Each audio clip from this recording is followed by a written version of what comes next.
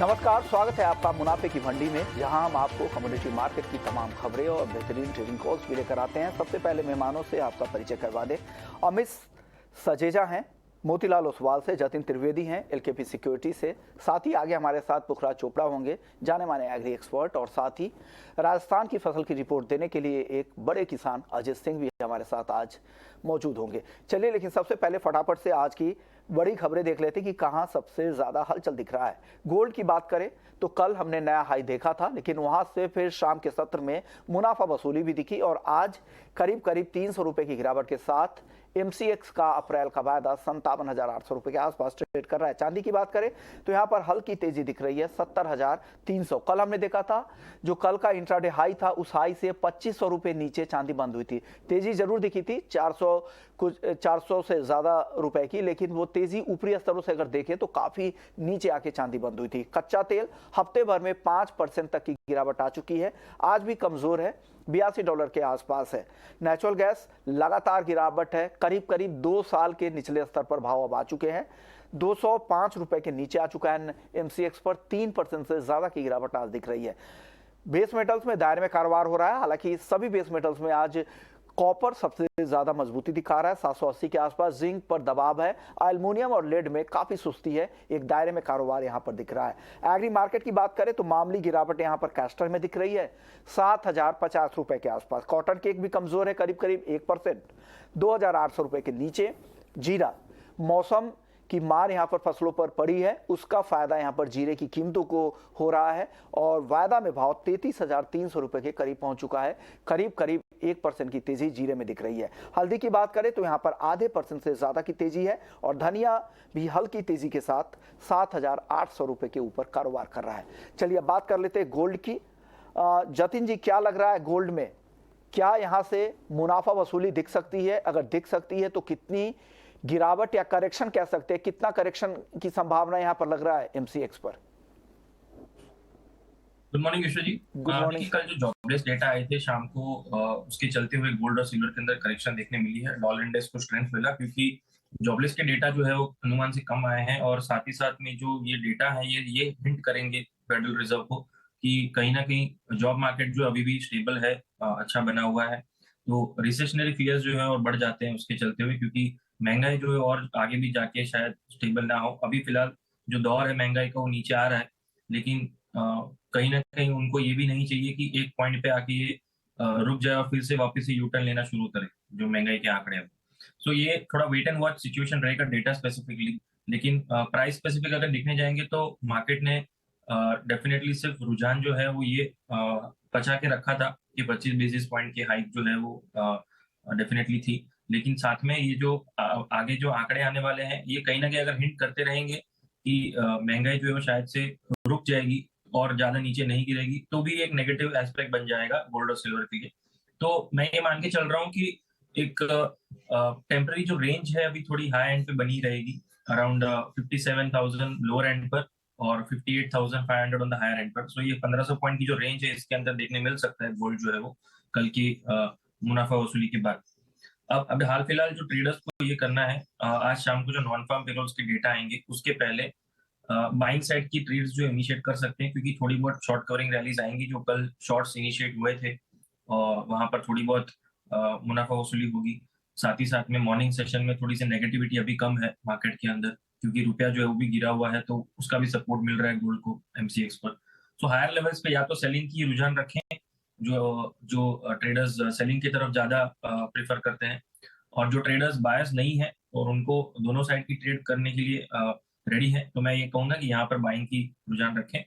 200-300 point की bounce back आती है ऊपर में, 87,000, 58,100, 58,150 वहां तक के लेवल्स के टारगेट के हिसाब से बाइंग करके चले, फिर वहां पे प्रॉफिट बुक कर ले, क्योंकि नॉन फार्म पेरोल्स के डेटा के पहले मैं यही बोलूंगा कि पोजीशन जो है उस पर अप करनी है। जी विश्व। ओके, तो ये व्यू बुलियन मार्केट पे जतिन का। अमित जी, आपको क्या लग रहा है, किसी ट्रेडर्स को अगर सलाह देना है तो क्या करना चाहिए? हालांकि जिस तरह से कल के हाई से कमजोरी आई है, क्या लग रहा है ये कमजोरी और बढ़ेगी? और क्या सलाह है करंट लेवल पर, अगर किसी को ट्रेड लेना है तो क्या करें? क्योंकि एक अहम डेटा भी है, जॉब रिपोर्ट आने हैं, उससे भी काफी अहम सपोर्ट मिलेंगे। जी नमस्कार विश्वमान जी। देखिए मैं भी यहाँ पर जतिन जी के साथ ही हूँ। मुझे लगता है कि इतने लो लेवल्स पे रिलेटिवली लो लेवल जो हैं, क्योंकि कल हमने 58,600 तक के भाव देख लिए थे अप्रैल फ्यूचर्स में। उसके बाद अगर हम यहाँ बेचने जाते हैं तो रिस्क रिवॉर्ड बिल्कुल भी फेवरेबल नहीं होगा। एक शॉर्ट कवरिंग मूव मुझे लगता है डेटा के पहले पॉसिबल है, जो प्राइसेस को 58,200 से 300 तक भी लेके जाए। तो उसके चलते मैं 57,700 के आसपास बाइंग की सलाह देना चाहूँगा। थोड़ा-सा डीपर स्टॉप होगा 57,400 का, और ओवरऑल 58,300 के टारगेट होंगे। सिमिलरली सिल्वर में भी मुझे लगता है कि जहां हमने 72,600 से 700 तक के हाईज देखे थे, आज 70,000 के करीब है। वीकली क्लोजिंग देखना बहुत जरूरी होगा, जो नॉन फार्म पेरोल के बाद ही देखने मिलेगी, लेकिन उसके पहले ये पॉसिबल है कि 71,000 तक की शॉर्ट कवरिंग मूव हमें देखने मिल जाए। तो उसके चलते मैं लगभग 69,800 के करीब बाइंग की सलाह देना चाहूंगा 71,000 के लक्ष्य के लिए। ओके, तो ये व्यू है गोल्ड और सिल्वर में। अब क्रूड की बात कर लेते हैं।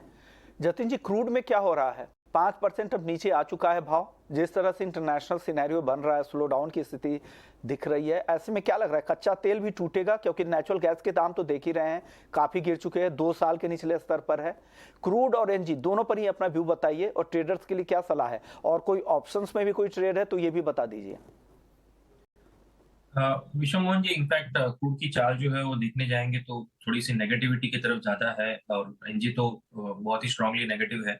क्रूड की पहले बात कर लूंगा। क्रूड जो है वो मुझे लग रहा है कि जो ट्रेंड है वो फिलहाल और कंटिन्यूड रहना चाहिए। सेल ऑन राइज का मार्केट बना हुआ है क्रूड के अंदर। जिस तरह से रिसेशनरी फियर्स जो है वो अभी भी हाईलाइटेड है, पूरी तरह से बाहर नहीं हो जाएंगे जब तक इन्फ्लेशन जो है वो पूरी तरह से कंट्रोल में नहीं आता। तो ये सिर्फ एक फियर जो है वो क्रूड के लिए अच्छा नहीं रहता है। जो क्रूड के अंदर बाउंस बैक देखने मिला था जनवरी के स्टार्टिंग के 2 हफ्तों में, वो था चाइनीज इकोनॉमी ओपनिंग के कारण। लेकिन उसके बाद में जो मार्केट को जो पचाना था उसको उसने पचा के फिर से उसकी डाउन ट्रेंड जो है वो शुरू कर दी क्रूड की मार्केट ने। तो यहाँ पर सेल ऑन राइज की स्ट्रैटेजी जो है वही फेवरेबल लग रही है। हफ्ते दर हफ्ते में यही बोलूंगा कि क्रूड का मार्केट जो है वो ब्रॉडली देखने जाएंगे तो वीक है। हायर साइड पे आज इंट्राडे पर्सपेक्टिव से 6280 के लेवल्स जो है वहां पर मिलता है तो शॉर्ट करें 6340 की स्टॉप लॉस के साथ में। लोअर लेवल से 6200 के स्टॉप टारगेट के हिसाब से ये इंट्राडे कॉल रहेगा, इसके अंदर ट्रेड करें। इवनिंग सेशन के पहले अगर जो आजू बाजू के भी टारगेट्स मिल जाते हैं तो एग्जिट करने की सलाह दूंगा, क्योंकि इवनिंग सेशन में थोड़ा सा वॉलेटिलिटी जो है वो बढ़ते हुए देखने मिल सकती है। सो अगर हाथ में प्रॉफिट दिख रहा होगा, टारगेट भले ना अचीव हुआ तो भी फिर भी एग्जिट कर ले, ये मेरी सलाह है। यानी 6280 पे बेचे, 6200 के आसपास। तो इवनिंग में इंट्राडे के लिए व्यू है, आसपास भी दिखे, यानी कि एग्जैक्ट टारगेट का ही वेट करे, आसपास भी दिखे तो आप वहां से निकलने की सलाह जतिन दे रहे हैं कि एकदम से टारगेट पे स्टिक वहीं पे ना बने रहे। आपका व्यू नेचुरल गैस पे और क्रूड पर क्या बन रहा है अमित जी? जी, देखिए मेरा भी व्यू दोनों पे फिलहाल नेगेटिव है। खास करके नेचुरल गैस में मुझे लगता है कि ओवरऑल 185 तक के लेवल हमें शॉर्ट टर्म में देखने मिल सकते हैं, करंट मार्केट से लगभग 20 रुपए नीचे। प्योरली इंट्राडे बेसिस 195 का एक लक्ष्य है। 210 पे बिकवाली की सलाह होगी। विंटर सीजन जो है ऑलमोस्ट खत्म होने आई है, और जो हमें डिक्लाइन देखने मिल रही है नेचुरल गैस इन्वेंटरीज में, वो पिछले सालों के एवरेज से काफी कम है अब भी। सिर्फ 150 बीसीएफ का डिक्लाइन देखने मिला, जबकि हिस्टोरिकली हमें 200 से 300 बीसीएफ भी डिक्लाइन देखने मिलता है। At the same time crude oil में भी जो डिस्टिलेट में इन्वेंटरीज में जरा भी हमें डिक्लाइन देखने नहीं मिला, इनफैक्ट बिल्डअप देखने मिला है विंटर के सीजन में। तो ये प्राइसेस के लिए नेगेटिव है। प्रेशर बना हुआ है टेक्निकली भी, तो मुझे लगता है कि 6310 के करीब मैं भी बिकवाली की सलाह दूंगा। थोड़ा डीपर स्टॉप होगा 6400 का, और 6130 से 6100 जोन में मुझे लगता है नए रिसेंट लोज देखने मिल सकते हैं। यानी यहाँ से अभी और गिरावट की आशंका लग रही है, 6100 तक भी आ सकता है अमित जी को लग रहा है, लेकिन जो स्टॉप लॉस है उनका डीपर है थोड़ा 6400 के आसपास, इसको मेंटेन करके रखिएगा। दोनों ही ट्रेड वो जतिन जी का हालांकि इंट्राडे के लिए था, इससे कैरी भी आप कर सकते हैं इस स्टॉप लॉस के साथ 6100 के टारगेट के लिए। अब बात कर लेते हैं बेस मेटल्स की। हालांकि आज यहाँ पर दायरे में कारोबार हो रहा है। कॉपर 780 हल्की तेजी दिखा रहा है। जतिन जी, क्या पसंद आ रहा है बेस मेटल्स में? अगर किसी ट्रेडर्स को अगर ट्रेड करना है तो कौन से मेटल में सलाह देंगे आप? मोहन जी, जिस तरह से मार्केट जो है वो रिएक्शन थोड़ा कम दे रहा है कॉपर का मार्केट, अगर हम देखें तो एमसीएक्स पर, कॉमेक्स में हालांकि ब्रेकडाउन जो है वो हो चुका है। सो और एलएमई पर भी जो है वो वीकनेस जो है वो कॉपर के अंदर जारी है। यहाँ पर रुपए का जो सपोर्ट है उसके कारण रुपए की जो गिरावट है उसका सपोर्ट जो है वो थोड़े बहुत कमोडिटीज को मिल रहे हैं, लेकिन मैं ही मान के चल रहा हूँ कि आने वाले दिनों में कॉपर के अंदर भी जो बिकवाली है वो आ सकती है, क्योंकि जिस तरह से रिस्कियर एसेट्स की जो नॉन परफॉर्मेंस चल रही है तो उसके कारण कॉपर के अंदर भी जो है वो मुनाफा वसूली देखने मिल सकती है। जो हाईली एलिवेटेड प्राइसेस हैं जो जनवरी मंथ में पूरी एक बड़ी तेजी देखी हमने 700 लेवल से लेके 790 तक के लेवल्स, तो थोड़ा सा रिट्रेस जो है वो ड्यू है। बाइंग की सलाह फिलहाल अवॉइड करने की सलाह दूंगा मैं हाल फिलहाल। जो सेलर्स हैं उनके लिए अपॉर्चुनिटी है यहाँ पर सेल करके खड़े रहें। जरूरी नहीं है कि 1-2 दिनों में इसका कुछ सेलिंग का रुझान मिले, लेकिन एक पोजिशनल व्यू के हिसाब से देखने जाएंगे तो कॉपर के अंदर 750 से 740 के लेवल्स जो है वो आ सकते हैं। एक पोजिशनल व्यू है ये। स्टॉप लॉस जो है वो मेंटेन करके चले हायर साइड पे, और डे ट्रेडर्स के लिए सलाह रहेगी छोटा सा भी बाउंस आ जाता है तो वहां पर सेल करें 788 के स्टॉप लॉस के साथ में, और जो टारगेट रखे वो 770 का रखें। ये इंटरडे ट्रेडर्स के लिए है, और पोजिशनल ट्रेडर्स के लिए मेरा स्टॉप लॉस रहेगा 805 का, और लोअर एंड पे 740 के टारगेट्स के लिए कॉपर के अंदर सेलिंग की रणनीति अपना सकते हैं। ओके, यानी इंट्राडे के लिए 770 का टारगेट है, और जो पोजिशनल व्यू है जिनका उनके लिए 740 का भी नीचे का टारगेट आ सकता है, लेकिन 788 का इंट्राडे के लिए और 805 का पोजिशनल बेसिस पे अगर ट्रेडिंग व्यू रखना है तो स्टॉप लॉस जरूर मेंटेन कीजिएगा। अमित जी, आपकी पसंद क्या है बेस मेटल्स में? देखिए, मुझे बेस मेटल्स में एल्यूमिनियम अभी भी एक्चुअली पसंद आ रहा है, इन द सेंस कॉपर के को काफी लैग किया है इसने। हमने कॉपर को 600 से 800 तक रिकवर होते हुए देखा है, लेकिन एल्यूमिनियम जो है फिलहाल रैली नहीं कर पाया। तो मुझे लगता है इसमें अभी भी क्षमता है ऊपरी तरफ जाने की, यानी 230 तक जाने की एटलीस्ट। तो मैं 229 के शॉर्ट टर्म टारगेट के लिए बाइंग की सलाह देना चाहूंगा 224 पे, और इस ट्रेड के लिए 221 का एक स्ट्रिक्ट स्टॉप लॉस मेंटेन करने की रिकमेंडेशन होगी। एल्यूमिनियम पसंद है, 224 पे खरीदे, 229 के टारगेट के लिए 221 का स्टॉप लॉस भी मेंटेन कीजिएगा। अब बात कर लेते हैं करेंसी मार्केट की। वहां पर हल्की गिरावट दिख रही, कमजोरी दिख रही है डॉलर के मुकाबले। अब 82.24 के लेवल पे ट्रेड कर रहा है। क्या लग रहा है जतिन जी, यहाँ पे क्या और कमजोरी यहाँ बढ़ती दिख रही है आपको करेंसी मार्केट में रुपए में? जी विश्व मोहन जी, जिस तरह से एफआईएस की जो सेलिंग है कैपिटल मार्केट्स के अंदर, और जो ग्रुप स्टॉक की जो नेगेटिविटी न्यूज जो चल रही है उसके कारण ये जो सेलिंग जो है और गहरा रही है। जहां जहां पर हाई पी स्टॉक्स है वहां पर सेलिंग जो है वो ज्यादा है। प्रॉफिट्स जो है वो बुक करने की कोशिश है सभी लोगों की। तो यहाँ पर जो है वो रुपए के ऊपर जो इफेक्ट उसका चल रहा है वो रिपल इफेक्ट है कि रुपया जो है वो थोड़ा सा कमजोरी का दौर दिखा रहा है। और कल के दिन तो डेफिनेटली इवनिंग सेशन में देखा गया था कि डॉलर इंडेक्स ने फिर से एक थोड़ा सा यूटर्न लिया है जॉबलेस डेटा के बाद, तो रुपए को उसके कारण भी एक रेजिस्टेंस प्लेस करने मिल रहा है, देखने मिल रहा है। मैं मान के चल रहा हूँ कि 8180 8175 अभी फिलहाल एक टेम्पररी रेजिस्टेंस प्लेस रहेगा रुपए के लिए, और जो सपोर्ट रहेगा वो कहीं ना कहीं 8250 से लेके 8265 के आसपास है। तो वहां तक पहले जरूर ये जो चाल है वो चलनी चाहिए 8265 8275 तक। ये वीकनेस का जो ट्रेंड है फिलहाल जो पिछले हफ्ते 10 दिन से चल रहा है ये कंटिन्यूड रहेगा टुवर्ड्स 8270 8275। जी विष्णु।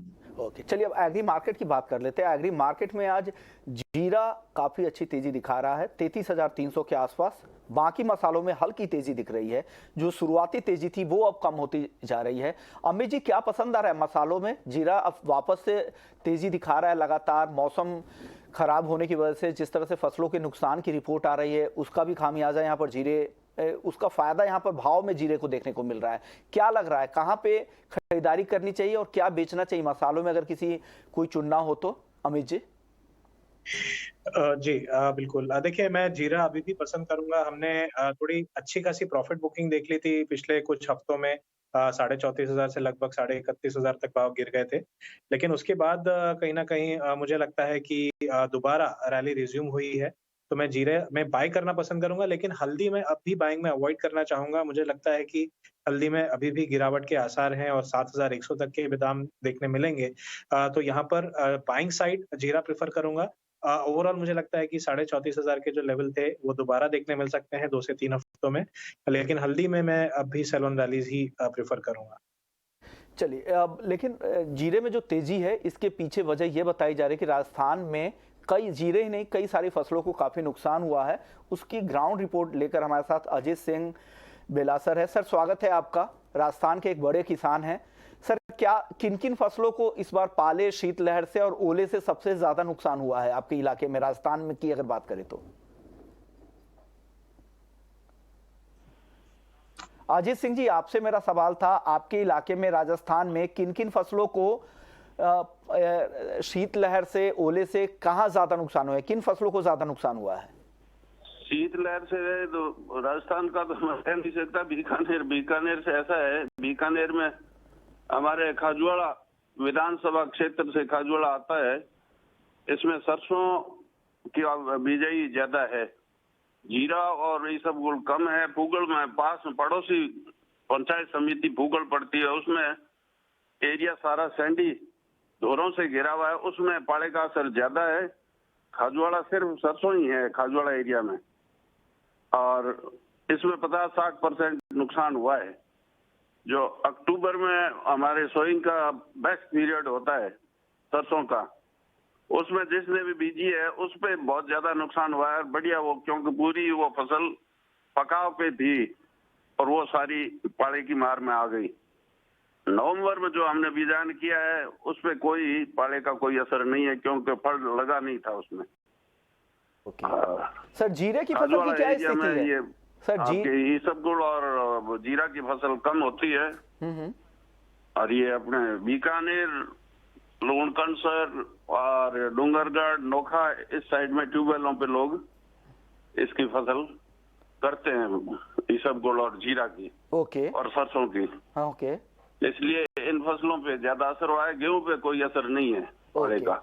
सर, जो ये फसलों को जो नुकसान हुआ है उससे राज्य सरकार की तरफ से कोई मुआवजे की बात की जा रही है क्या? सरकार की मुआवजे की बातें तो सब न्यूज़पेपर में ही सुनते हैं। अब देखो कब कोई घोषणा कर दे राजस्थान सरकार, अभी तक तो की नहीं है।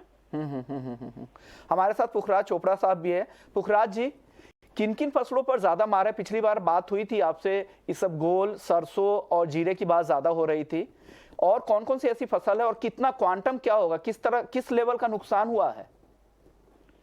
देखिए, गवार और चने में सबसे कम नुकसान है, यदि है भी तो बहुत कम मामूली नुकसान है। बाकी जीरा, ईसबगुल एक नंबर पे, ईसबगुल सबसे ज्यादा नुकसान, दूसरे नंबर पर सरसों जो 20 अक्टूबर से पहले बिजाई की थी उसमें सबसे बड़ा नुकसान है, और 3 नंबर पे जीरा में काफी नुकसान है। तो इन सब पे जो नुकसान है वो सबसे ज्यादा नुकसान पाले की वजह से हुआ है, और जो पाले का नुकसान है वो काफी बड़ी मात्रा में है। राजस्थान सरकार ने अभी तक आश्वासन दिया है सीएम ने कि हम पूरी तरह से इसकी मदद करेंगे। अब तो विभिन्न जगहों पे जो विधायक हैं विभिन्न जगह के, वो गांवों में जाके फसल का जायजा ले रहे हैं। तो हमारे यहाँ लगातार ये जायजे की खबरें आ रही है। जैसे कल परसों हमारे नोखा विधायक बिहारी बिश्नोई जी हैं, वो घूमे थे।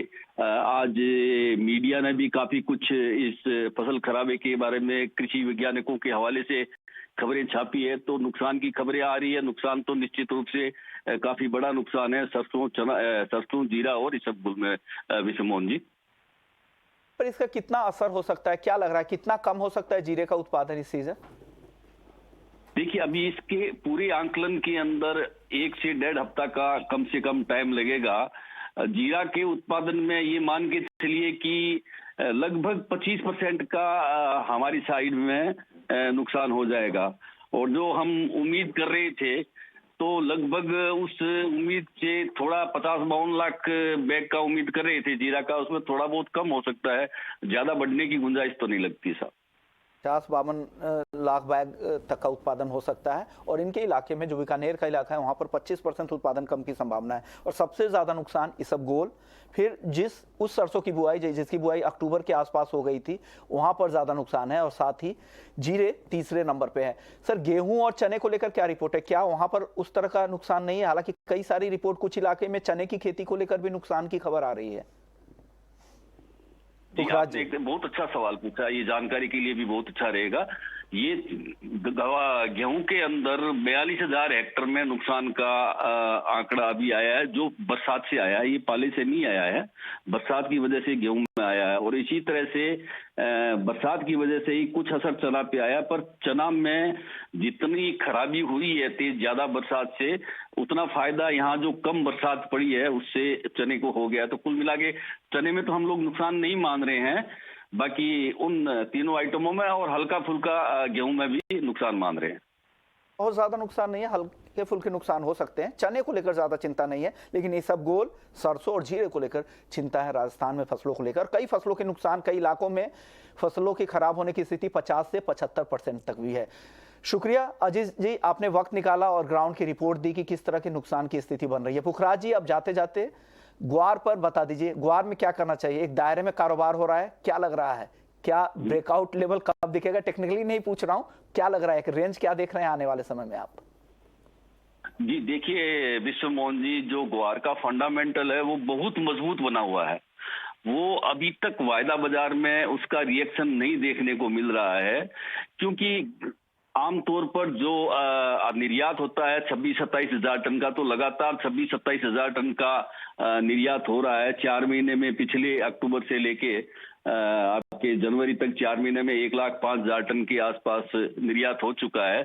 तो इस तरह से हम मान सकते हैं कि 3,15,000 टन के आसपास निर्यात हो जाएगा। 30,000 टन 35,000 टन डोमेस्टिक खपत हो जाएगी। तो ये खपत तो एकदम पर्याप्त है, खपत साइड है वो ठीक है। और जहां तक अराइवल की बात है, अराइवल धीरे धीरे कमजोर हो रही है। ज्यों ज्यों इसके भाव घटे अराइवल दबती गई। ग्वार ऐसी वस्तु है जिसको किसान स्टॉक में रखना चाहता है, व्यापारी भी स्टॉक में रखना चाहता है। तो इसके फंडामेंटल तो विश्व मोहन जी बहुत मजबूत है। बहुत मजबूत होने के बाद भी ये वायदा में रिएक्ट क्यों नहीं कर रहा है, ये समझ में नहीं आया। जहां बाजार बिल्कुल नहीं घटना चाहिए था, वहां पे आप देखिए 6400 रुपए से 5650 रुपए तक चला गया था। अब वापस 5650 से 6000 27-28 के पास में है। और जहां तक एक्सपोर्ट की बात करूं, मंडियों में जो एक्सपोर्ट में ग्वार बिक रहा है वो वायदा से ऊपर बिक रहा है, नीचे नहीं बिक रहा है।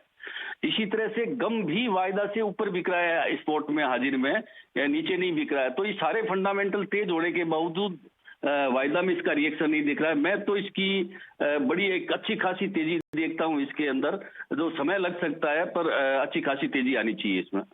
अच्छी तेजी दिख सकती है क्योंकि हाजिर में दाम काफी ज्यादा है, आवक कम है, डिमांड ज्यादा है, एक्सपोर्ट डिमांड मजबूत है। तो इसका फायदा आने वाले समय में डेफिनेटली वायदा के भाव में भी दिख सकता है, ऐसा पुखराज जी मानते हैं। शुक्रिया पुखराज सर आपका, अमित जी आपका, जतिन जी आपका, आप लोगों ने वक्त निकाला। मुनाफे की मंडी को यहीं समेटते हैं, लेकिन इक्विटी मार्केट काफी वॉलेटाइल है, काफी उतार चढ़ाव देखने को मिल रहा है। ऐसे में वायदा बाजार के ट्रेडर्स के लिए क्या सलाह है, उन्हें क्या करना चाहिए, बताएंगे FNO जंक्शन में।